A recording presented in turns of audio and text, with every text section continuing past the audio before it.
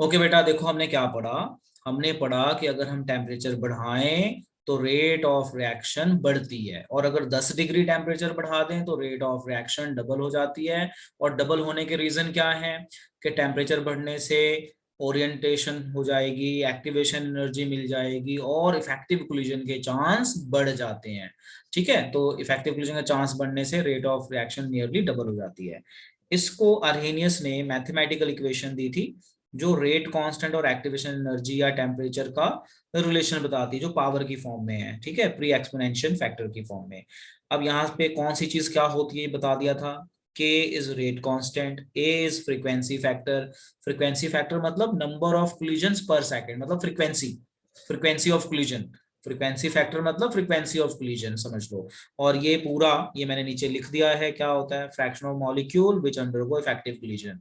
मतलब जब हम रिएक्शन करते हैं तो मॉलिक्यूल्स या एटम आपस में कोलाइड करते हैं, तो वो कितनी फ्रैक्शन ऑफ मॉलिक्यूल्स हैं ये उसको डिनोट करता है, और which can go under effective collision. अब आ जाइए यहाँ पे। अब हमने करना है मॉडिफिकेशन ऑफ अर्हेनियस इक्वेशन। जो ये वाली इक्वेशन है, ये वाली अर्हेनियस इक्वेशन, इस पे बहुत कम, रेयरली न्यूमेरिकल बनता है, क्योंकि ये मैथ्स का बहुत ज्यादा मैथ्स इन्वॉल्व करता है। तो हमें जो केमिस्ट्री में मैथ पढ़नी है वो बहुत हाई फाई मैथ्स नहीं है, नॉर्मल मैथ है। तो हम इसको मॉडिफाई करेंगे फॉर्मूले को, क्योंकि हमने पढ़ा कि अगर हम 10 डिग्री टेम्परेचर बढ़ा दें तो रिएक्शन डबल हो जाती है। तो हम यहाँ पे यही पढ़ने जा रहे हैं कि अगर हमारा टेम्परेचर T1 हो और हम उसमें T2 कर दें, मतलब टेम्परेचर बढ़ा के उसको T2 कर दें, तो ये इक्वेशन क्या बनेगी। So this is what we are going to learn. So देखिए सबसे पहले, ठीक है, तो मुझे यहाँ पे एक बच्चे की हेल्प भी चाहिए। अंकित अनम्यूट हो जाइए फटाफट। अनम्यूट हो गए। यस तो सर। गुरप्रीत आप भी अनम्यूट हो जाइए, मैं बीच बीच में कुछ पूछूंगा, आपने यस मुझे सर। बताना है। चलो, सबसे पहले हमारी हेडिंग है मॉडिफिकेशन ऑफ अर्हेनियस इक्वेशन। तो ये टॉपिक समझ में आ गया, क्या टॉपिक है, मॉडिफिकेशन। हाँ मतलब जी जो सर। हमारे पास अर्हेनियस इक्वेशन है ना, कि हम इसको मॉडिफाई करने जा रहे हैं कि ताकि हम इसको यूज कर पाए। तो देखो क्या है, के का मतलब रेट कांस्टेंट, ए का मतलब फ्रीक्वेंसी से है, और ये पूरी वैल्यू को फ्रैक्शन ऑफ मॉलिक्यूल्स कहते हैं। यहां तक समझ में आ गया, बोलो बच्चों। Yes yes sir. सर। अब अगला स्टेप है टेकिंग लॉग बोथ साइड। अब कौन सा log, natural log, L N ले लिया, L N is natural log. तो अगर मैं यहाँ पे लॉग ले लूं तो लॉग के नेचुरल लॉग, ठीक है, लॉग ए प्लस बी, फॉर्मूला बन गया ना, ए इंटू बी, तो लॉग ए प्लस लॉग बी आ जाएगा। आ गया फॉर्मूला, याद आया जो आपने +1 में पढ़ा यस है। सर। नहीं याद तो मैंने लिख यस दिया है सर। फॉर्मूला कि लॉग ए बी क्या होता है, ए प्लस बी होता है।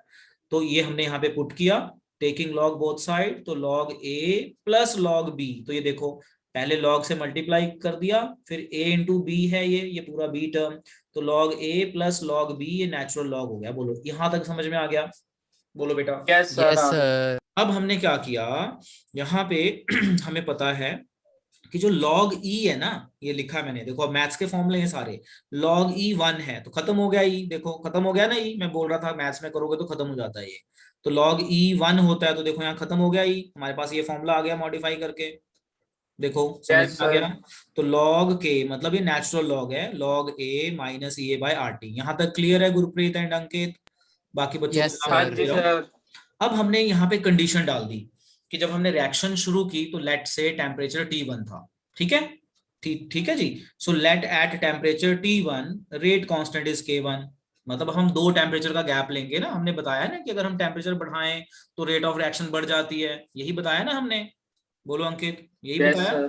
तो अब हम बता रहे हैं कि लेट टेम्परेचर T1 था तो रेट K1 हो गई, तो इसी फॉर्मूले को मॉडिफाई कर दो, टेम्परेचर T1 कर दो तो रेट K1 हो जाएगी। फ्रीक्वेंसी फैक्टर कांस्टेंट है, ये ऐसे ही रहेगा, फ्रीक्वेंसी तो वैसी रहेगी। क्लियर हो गया, देखो ये चीज यस क्लियर हो सर। गई। अब हम क्या करेंगे, हम टेम्परेचर बढ़ा देते हैं, तो टेम्परेचर बढ़ा देते हैं तो T2 हो जाएगा। Now if temperature is increased, तो टेम्परेचर T2 हो गया और K2 हो जाएगा, हो जाएगा।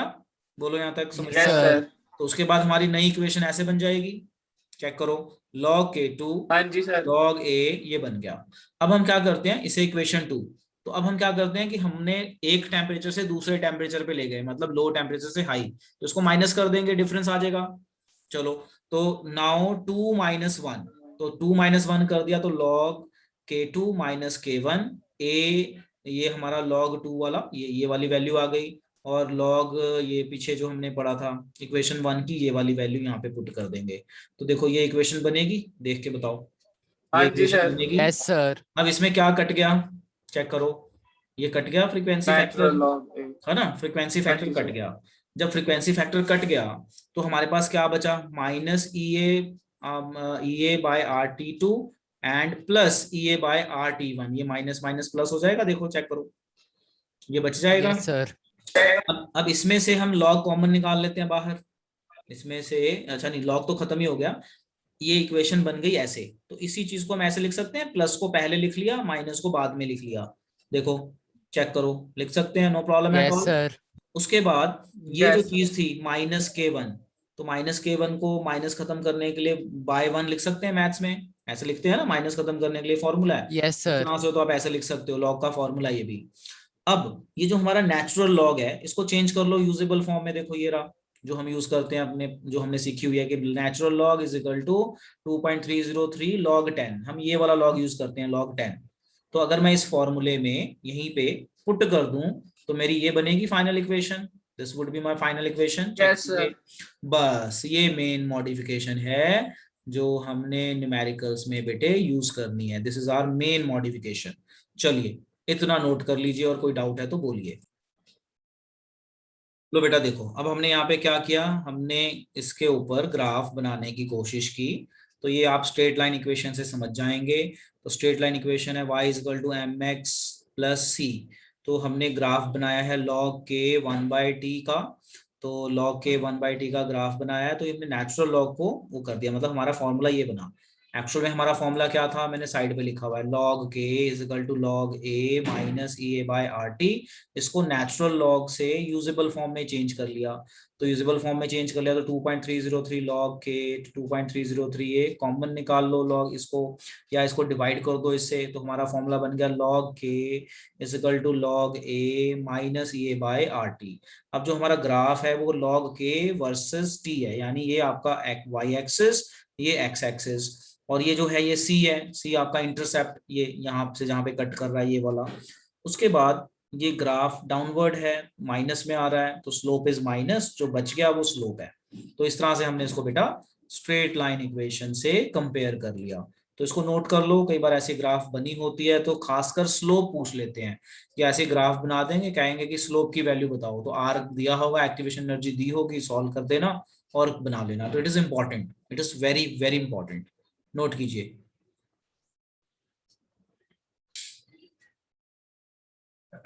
हाँ जी बेटा, तो मैंने अब आपको ये ग्राफ के बारे में बता दिया, ग्राफ कैसे बनाया है। कई बार पेपर में क्या करते हैं, ऐसे ग्राफ बना देते हैं और ये वैल्यू दे देंगे, बोलेंगे स्लोप की वैल्यू बताओ, तो आपको एक्टिवेशन एनर्जी दी होगी आर, आपको पता ही है पेपर में दिया होता है वैल्यू आर की भी, तो आप सॉल्व करके बस स्लोप की वैल्यू बता देना। अब देखो यहाँ पे ये आ गया ई ए आर टी, ये मैं ऑलरेडी बता चुका हूँ क्या है, fraction of molecule with energy equal to और ग्रेटर देन एक्टिवेशन एनर्जी, मतलब जो इफेक्टिव कोलिजन, एक्टिवेशन एनर्जी के ग्रेटर और इक्वल टू हो सकते हैं, मतलब जिसके बाद इफेक्टिव कोलिजन मिलने के चांस बढ़ जाएंगे, मतलब इन शॉर्ट याद रख लो फ्रैक्शन ऑफ मॉलिक्यूल्स। अब देखो फिर से आ गया कैटलिस्ट। कैटलिस्ट का क्या रोल होता है मैं ऑलरेडी बता चुका हूँ, कैटलिस्ट का काम होता है रिएक्शन को फास्ट करना कम एफर्ट्स में। जैसे कोई चैप्टर मैंने दिया आपको पढ़ने के लिए, तो हो सकता है आपको 2 दिन 3 दिन लग जाए उसको पढ़ने में, अब मेरी हेल्प से समझोगे तो हो सकता है घंटे 2 घंटे में हो जाए, यानी इतना फर्क पड़ता है, इतनी स्पीड बढ़ जाती है। तो यहाँ ग्राफ के थ्रू यही बताने की कोशिश कर रहे हैं कि ये मान लीजिए एनर्जी है, पोटेंशियल एनर्जी, और ये प्रोग्रेस ऑफ रिएक्शन। तो अगर कैटलिस्ट नहीं डाला तो ये इस तरह की लाइन आती है, पहली लाइन देखो, पहली लाइन है विदाउट कैटलिस्ट, यानी एनर्जी ज्यादा लगी, प्रोडक्ट बनाने के लिए एनर्जी ज्यादा लगी। अब मान लो आपने कैटलिस्ट डाल दिया, तो कैटलिस्ट डाल दिया तो यही सेम कम एनर्जी पे ये इतनी कम एनर्जी पे ये हो गया, ठीक है। तो एक्टिवेशन एनर्जी कम कर देता है, जो कैटलिस्ट है ना वो क्या करता है, जो हमने एक्टिवेशन एनर्जी दी है उसको कम कम कर देगा और कम एनर्जी में हो जाएगा। जैसे आपको कोई टॉपिक बोला मैंने करने के लिए, हो सकता है 3 दिन 4 दिन लग जाए, मेरी हेल्प लोगे तो वो 1 दिन में हो सकता है हो जाए, तो एक्टिवेशन एनर्जी क्या हो जाती है, कम।